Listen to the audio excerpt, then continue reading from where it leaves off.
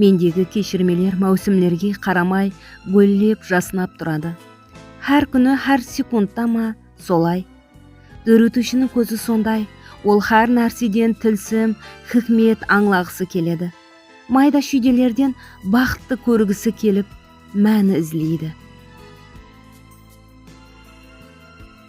Базардағы әпуайы кәушік безеклерге қарап атырман.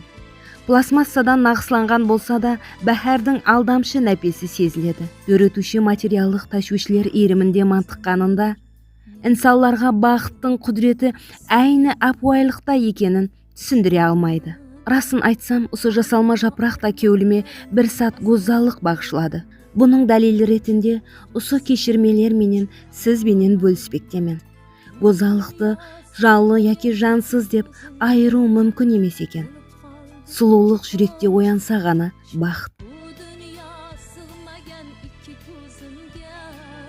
Бақыт жүректерде туылып, атырапқа өз нұрын құяштай шашса, бұл дүния бақытлылар, гозаллар менен толып кетері сөзсіз.